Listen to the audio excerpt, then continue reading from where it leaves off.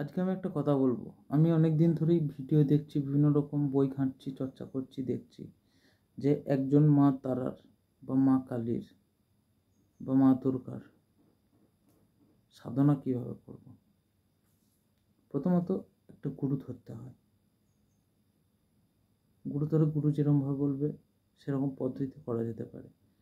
গুরু ধরার আগে বেসিক যে কাজগুলো করে রাখা দরকার বলে আমি মনে করি, সেগুলো করবেন। কি করবেন? প্রথমত 10 লক্ষবার নাম খাতায় লিখবেন। কি শ্রীগুরু, জয়গুরু লিখতে পারেন 2.5 লক্ষবার। জয়তারা, জয়গুরু বামদেব, 2.5 7.5 হয়ে গেল।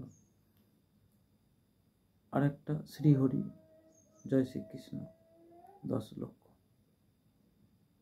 2.5 লক্ষ 10 লক্ষবার নাম লিখবেন খাতায় ফার্স্ট।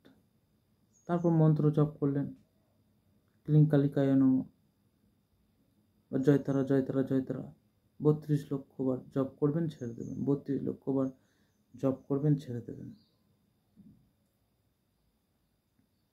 এগুলো নিজে আগে প্র্যাকটিস করুন। আর একটা কাজ করবেন, একটা দেওয়ালে একটা বিন্দু এঁকে দেবেন। সেই বিন্দুর দিকে ঘন্টার উপর ঘন্টা তাকিয়ে থাকবেন। সেটা যখনই হয়ে যাবে, কোনো ঠাকুরের সামনে বসে ঘন্টার পর ঘন্টা তাকিয়ে থাকবেন। সেটা যখনই হয়ে যাবে, নিজের আত্মাটাকে চিন্তা করে ঘন্টার পর ঘন্টা বসে থাকবেন। নিজের মনটাকে অভিষ্ট করবেন। তারপরে কোনো গুরু ধরতে পারেন। গুরু ধরার আগে এই কর্মগুলো করবেন। কোনো কালী মন্দির বা কোনো মন্দিরে গিয়ে মায়ের পুজো করতে পারেন। ঘন্টার পর ঘন্টা করে যেতে হবে। এগুলো না করলে আপনি কখনোই বেসিক লেভেলটা পেরোবেন না।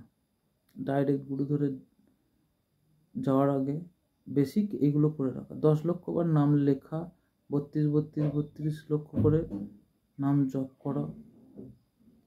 জপ করেই যাও, জপ করেই যাও। একটা বিন্দুর দিকে তাকিয়ে থাকো, একটা প্রদীপ জেলে তাকিয়ে থাকো ঘন্টার পর ঘন্টা। এটা মায়ের মূর্তি, যে মূর্তি আপনি সাধনা করবেন, যাকে আপনি সাধনা করবেন, তার একটা মূর্তির ঘন্টার পর ঘন্টা তাকিয়ে থাকো। তারপর সেই সাকার থেকে নিরাকারে যান। এই পদ্ধতিগুলো অবলম্বন করুন, দেখুন অবশ্যই আপনি রেজাল্ট পেয়ে যাবেন। আর এইগুলো করার পরেই অটোমেটিক আপনার কাছে গুরু ধরা দিয়ে দেবে, দিতে বাধ্য। যখন এগুলো করবেন আপনি নিজে নিজেই পথ পেয়ে যাবেন। তো এই হচ্ছে কথা। এরপরে আমি এই কথাগুলো কেন বললাম, আমি বিভিন্ন জায়গা থেকে এগুলো জানলাম। এই জানার পর আমি আপনাদেরকে এই কথাগুলো বললাম। এই পদ্ধতিগুলো আমিও অবলম্বন করার চেষ্টা করছি। আমিও কোনো একটা সাধনার দিকে যাওয়ার চেষ্টা করছি। সেই জন্য আমি এই কাহিনীগুলো বললাম। এইগুলো আপনাকে স্টেজগুলো পার করতে হবে। আমি অলরেডি শুরু করে দিয়েছি। নাম জপছি, ঘন্টার পর ঘন্টা প্রদীপের দিকে তাকিয়ে রয়েছি, একটা বিন্দু করে তাকিয়ে রয়েছি, মা তারার দিকে তাকিয়ে রয়েছি, কোনো নিজের আত্মার দিকে তাকিয়ে রয়েছি, চুপচাপ বসে রয়েছি। ধ্যান আমি সাধনা করবার চেষ্টা করছি। দেখা যাক। এখন আমার হয়তো এখানে 1%ও কমপ্লিট হয় নাই, শুরু করেছি জাস্ট। আস্তে আস্তে আপনাদেরকে দেখাবো, আপনাদেরকে বলবো। আপনারা পাশে থাকবেন, অতি অবশ্যই পাশে থাকবেন। আর একটাই কথা, একটু সাপোর্ট করবেন। আর একটা কথা, বিভিন্ন রকম পূজা পদ্ধতি এইসব নিয়ে আমি কাটাতে চাইছি। মানে আমি পূজা পদ্ধতি যাতে হয়, আমার পূজা অর্চনা আমি যাতে করতে পারি, সেই জন্য আপনারা পূজা করাতে পারেন আমাকে দিয়ে, পরিষ্কার বলে দিলাম।